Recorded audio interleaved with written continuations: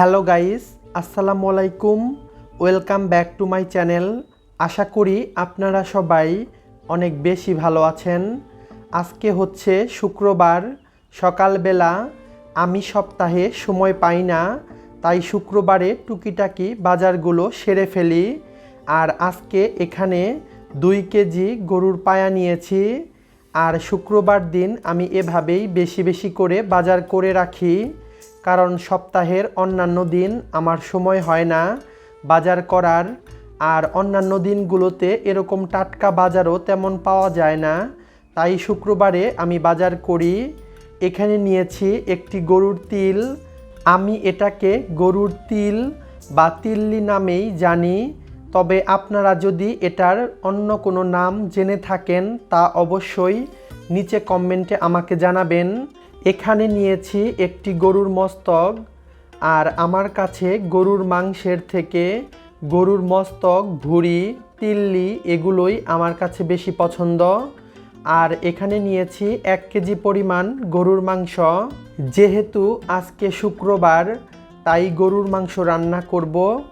আর গরুর মাংসের রেসিপি আমি শেয়ার করব কিছুক্ষণ পর। আর এখানে আমি নিয়েছি 1.5 কেজি পরিমাণ ইলিশ মাছ। আর মাছের সাইজটা একটু ছোট। এই ছোট সাইজের ইলিশ মাছটা ভাজি করে খেতে অসাধারণ লাগে, তাই মাছটা নিয়েছি। এটা কিন্তু ঝাটকা মাছ না, এটা হচ্ছে ইলিশ মাছ, বাট সাইজে ছোট। আজকে আমি যা যা রান্না করব সেগুলো রেখে বাকিগুলো আমি ফ্রোজেন করে রাখবো। তো কথা না বাড়িয়ে চলুন ঝটপট শুরু করি। So let's go to my kitchen and cook. প্রথমে রান্না করব গরুর মাংস। আর তার জন্য চুলায় একটি প্যান বসিয়ে দিয়েছি। প্যানটি গরম হয়ে গেলে দিয়ে দিলাম 1/2 কাপ পরিমাণ সয়াবিন তেল। এ পর্যায়ে দিয়ে দিচ্ছি 1 কাপ পরিমাণ পেঁয়াজ কুচি। আর এ পর্যায়ে দিয়ে দেব কিছু গোটা গরম মশলা। এখানে রয়েছে দারচিনি, এলাচ, তেজপাতা, লবঙ্গ, কালো গোলমরিচ, এই সব মশলা।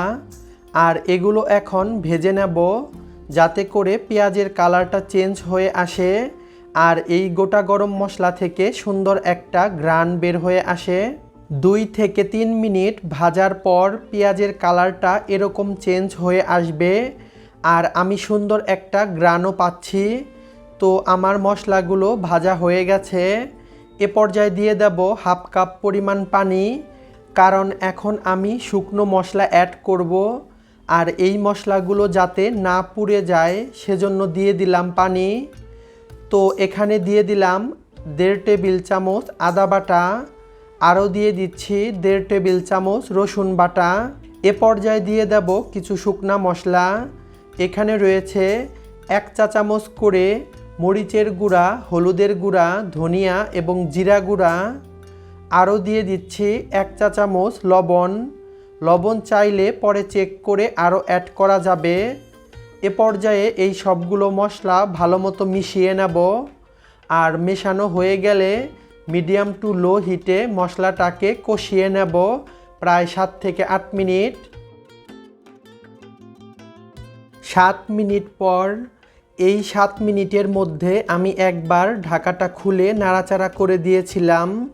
এ পর্যায়ে আবারও নাড়াচাড়া করে দিচ্ছি যাতে করে মশলাটা নিচে থেকে না লেগে যায়। মশলাটা কষানো হয়ে গেছে আর তেলটাও উপরে উঠে এসেছে, তার মানে মশলাটা পারফেক্টলি কষানো হয়ে গেছে। এ পর্যায়ে দিয়ে দিচ্ছি আগে থেকে পরিষ্কার করে ধুয়ে রাখা গরুর মাংস। আর এখানে আমি 1 কেজি পরিমাণ গরুর মাংস নিয়েছি। এ পর্যায়ে মশলাগুলো মাংসের সাথে ভালো মতো মিশিয়ে নেব যাতে করে মশলাগুলো মাংসের ভেতরে ভেতরে ঢুকে যায়। মাংসের সাথে মশলাগুলো ভালো মতো মেশানো হয়ে গেলে ঢাকা দিয়ে রান্না করব প্রায় 10 থেকে 15 মিনিট। এ পর্যায়ে চুলার আঁচ মিডিয়াম টু লো হিটে থাকবে। 15 মিনিট পর, যেহেতু মাংসটা একদম ফ্রেশ তাজা মাংস, তাই মাংস থেকে বেশ খানিকটা পানি উঠে এসেছে। আর এই পানিতেই মাংসটা ভালো মতো কষিয়ে নেব। আর এই 15 মিনিটের মাঝে আমি ঢাকাটা খুলে একবার নাড়াচাড়া করে দিয়েছিলাম। এ পর্যায়ে আবারও নাড়াচাড়া করে দিলাম। এখন ঢাকা দিয়ে আবারও রান্না করব প্রায় 10 থেকে 15 মিনিট। 15 মিনিট পর এই 15 মিনিটের মাঝে আমি আরও একবার নাড়াচাড়া করে দিয়েছিলাম। এ পর্যায়ে আবারও নাড়াচাড়া করে দিচ্ছি যাতে করে মশলাটা নিচে থেকে না লেগে যায়। আর মাংসটা পারফেক্টলি কষানো হয়ে গেছে, তেলটাও উপরে উঠে এসেছে, তার মানে মাংসটা ভালো মতো কষানো হয়ে গেছে। এ পর্যায়ে দিয়ে দেব মাংসটা সেদ্ধ হওয়ার জন্য পানি। গরম পানি দিয়ে দিলাম 1 কেজি পরিমাণ। আর গরম পানিটা দিলে রান্নাটা দ্রুত হয়ে যাবে আর রান্নার তাপমাত্রাটা একদম ডাউন হয়ে যাবে না, তাই অবশ্যই গরম পানিটা দেওয়ার চেষ্টা করবেন। আর পানি দেওয়া হয়ে গেলে দিয়ে দেব আলু। আমি এখানে 2টো বড় সাইজের আলু বড় বড় টুকরো করে কেটে দিয়ে দিলাম। আপনারা যদি আলুটা পছন্দ না করেন তবে এটা স্কিপ করতে পারেন, তবে আমার কাছে গরুর মাংসের সাথে আলু দিয়ে রান্না করলেই খেতে ভালো লাগে। এ পর্যায়ে সব কিছু ভালো মতো মিশিয়ে নেব। আর মেশানো হয়ে গেলে ঢাকা দিয়ে চুলার আঁচ বাড়িয়ে রান্না করব প্রায় 20 থেকে 30 মিনিট। মাংসটা হতে থাক, এদিক থেকে আমি পোলাও রান্না করব। আর তার জন্য চালটাকে প্রিপেয়ার করে নেব। যেহেতু শুক্রবার, গরুর মাংস পোলাও না হলে যেন চলেই না। আমি এখানে চিনি গুঁড়া পোলাওয়ের চাল নিয়ে নিচ্ছি 3 কাপ পরিমাণ। চাল নেওয়া হয়ে গেলে পানি দিয়ে চালটাকে কষলে কষলে পরিষ্কার করে ধুয়ে নেব। আর ততক্ষণ পর্যন্ত ধুয়ে নেব যতক্ষণ না পর্যন্ত পানিটা একদম টলটলে হয়ে আসে। আর দেখতেই পাচ্ছেন কী রকম ঘোলা পানি বের হচ্ছে। এই পানিটা যখন একদম টলটলে হয়ে যাবে তখন চালটা ধোয়া হয়ে যাবে। আমার চাল ধোয়া হয়ে গেছে আর চাল থেকে টলটলে পানি বের হয়ে এসেছে। এ পর্যায়ে একটি স্ট্রেনারের মধ্যে চালগুলোকে আমি পানি ঝরাতে রেখে দেব। চালটাকে বেশিক্ষণ সময় ভিজিয়ে রাখার দরকার নেই। আর এদিক থেকে আমার মাংসটাও অলমোস্ট হয়ে এসেছে। দেখা যাক কি অবস্থা। প্রায় 30 মিনিট পর আমি আবারও নাড়াচাড়া করে দিচ্ছি। এই 30 মিনিটের মাঝে আমি একবার নাড়াচাড়া করে দিয়েছিলাম। এ পর্যায়ে চেক করে নিতে পারেন, যদি কোনো কিছুর প্রয়োজন পড়ে তা অ্যাড করতে পারবেন। আমি চেক করে নিয়েছি, সব কিছু ঠিক আছে। দিয়ে দিচ্ছি গরম মশলা 1 চা চামচ। আরও দিয়ে দিচ্ছি স্বাদমতো কাঁচামরিচ, জাস্ট সুন্দর একটি ফ্লেভারের জন্য। এ পর্যায়ে আবারও সব কিছু হালকা একটু নাড়াচাড়া করে দেব। আমার গরুর মাংসের তরকারি একদম রেডি। আপনারা কতটুকু ঝোল পছন্দ করেন সেই অনুপাতে জাল করে ঝোলটাকে কমিয়ে নেবেন। তবে আমার কাছে আলু দিয়ে এরকম ঝোল ঝোল গরুর মাংস খেতেই ভালো লাগে। তো এ পর্যায়ে চুলাটা অফ করে ঢাকা দিয়ে রেখে দেব।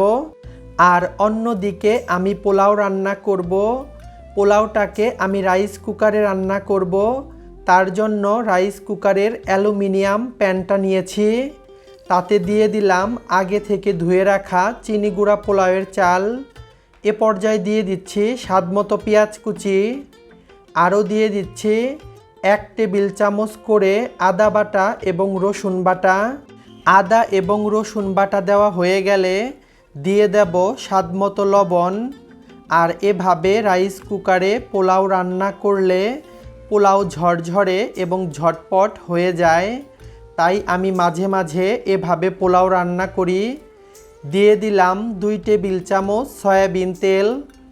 আর গোটা মশলা দিয়ে দিলাম দারুচিনি, এলাচ, তেজপাতা আর লবঙ্গ। এ পর্যায়ে সব কিছু ভালো মতো মিশিয়ে নেব। চাইলে এই কাজটা হাত দিয়েও করতে পারেন, তবে ভালো মতো মিশিয়ে নিতে হবে। পানির রেশিওটা একটু বলছি। যেহেতু আমি চাল নিয়েছি 3 কাপ পরিমাণ, তাই এখানে চালের দ্বিগুণ 6 কাপ পরিমাণ গরম পানি দিয়ে দিচ্ছি। চালের দ্বিগুণ পরিমাণ পানি এবং গরম পানি দিয়ে পোলাও রান্না করলে পোলাওটা ঝরঝরে এবং পারফেক্ট হয়। আর পোলাওয়ের মধ্যে আমি তেল খুব কম পরিমাণে দেই, এতে করে পোলাওটা আমার কাছে খেতে ভালো লাগে। বেশি তেল দিয়ে পোলাও রান্না করলে আমার কাছে খেতে ভালো লাগে না। এ পর্যায়ে পানির সাথে সব কিছু ভালো মতো মিশিয়ে নেব। আর মেশানো হয়ে গেলে রাইস কুকারটা অন করে ঢাকা দিয়ে অপেক্ষা করব বলক চলে আসা পর্যন্ত। 3 থেকে 4 মিনিট পর বলক চলে এসেছে। এ পর্যায়ে দিয়ে দেব 4 থেকে 5টি আস্ত কাঁচামরিচ, জাস্ট সুন্দর একটি ফ্লেভারের জন্য। এ পর্যায়ে সব কিছু আবারও আলতো হাতে নাড়াচাড়া করে দেব। বেশি নাড়াচাড়া করা যাবে না, তাহলে চালগুলো ভেঙে যেতে পারে। এ পর্যায়ে আবারও ঢাকা দিয়ে রান্না করব পানিটা চালের গায়ে গায়ে আসা পর্যন্ত। আর পোলাও হতে থাক, আমি এখন সালাদ বানিয়ে নেব। তার জন্য শসা, টমেটো আর লেবু নিয়ে নিলাম। এ পর্যায়ে পানি দিয়ে এগুলো ভালো মতো ধুয়ে নেব। আর পানি দিয়ে ধুয়ে আমি এগুলোকে কুচি কুচি করে কেটে নেব। আমি একটি পটেটো পিলার দিয়ে শসার খোসাগুলোকে ছাড়িয়ে নিচ্ছি। আর এভাবে সালাদ দিয়ে পোলাও মাংস খাওয়ার মজাই আলাদা। আর সালাদ আমার খুব বেশি পছন্দ, তাই আমি সবসময় এভাবে সালাদ বানিয়ে খাই। টমেটো এবং শসা আমি কুচি করে নিয়েছি, আর সাথে কাঁচামরিচ এবং পেঁয়াজ। এ পর্যায়ে লবণ দিয়ে কাঁচামরিচগুলোকে চটকে নেব, যাতে করে ঝালটা বের হয়ে আসতে পারে। আর কাঁচামরিচ পেঁয়াজ চটকে নেওয়া হয়ে গেলে শসা এবং টমেটোর সাথে ভালো মতো মাখিয়ে নেব। আর মাখিয়ে নেওয়া হয়ে গেলে হয়ে যাবে আমার সালাদ। আমার সালাদ একদম রেডি। এ পর্যায়ে আমি একটি সার্ভিং বলে সালাদটাকে পরিবেশন করে নিচ্ছি। এখন সালাদটাকে আমি খাবার টেবিলে পরিবেশন করব। আর আমার পোলাও অলমোস্ট হয়ে এসেছে। 10 মিনিট পর, এই 10 মিনিটের মাঝে আমি ঢাকাটা খুলে একবার নাড়াচাড়া করে দিয়েছিলাম। আর এই 10 মিনিটের মাঝে আমি পোলাওয়ের উপরের চাল নিচে আর নিচের চাল উপরে করে দিয়েছিলাম। তো পোলাওটা রেডি, দেখতেই পাচ্ছেন কতটা ঝরঝরে এবং পারফেক্ট হয়েছে। এ পর্যায়ে পোলাওটাকে ঢাকা দিয়ে অপেক্ষা করব 5 মিনিট। আর 5 মিনিট পর সব কিছু পরিবেশন করে দেখাচ্ছি। চলে এলাম পরিবেশন করার জন্য। আমার পোলাও, মাংস এবং সালাদ সব কিছুই রেডি। আর প্রথমেই আমি পোলাওটাকে পরিবেশন করে নিচ্ছি। তো দেখতেই পাচ্ছেন পোলাওটা ঠিক কতটা ঝরঝরে এবং পারফেক্ট হয়েছে। আমি এ পর্যায়ে গরুর মাংসটাকেও পরিবেশন করে নিচ্ছি। আমার রেসিপিগুলো ভালো লাগলে লাইক, কমেন্ট অ্যান্ড শেয়ার করবেন। আর আমাকে সাপোর্ট করার জন্য প্লিজ আমার চ্যানেলটাকে সাবস্ক্রাইব করবেন। যদি কোনো কোশ্চেন থাকে তার নিচে কমেন্ট সেকশনে লিখবেন, আমি অ্যান্সার দেব। আপনারা সবাই ভালো থাকবেন। আবারও দেখা হবে নতুন কোনো রেসিপিতে।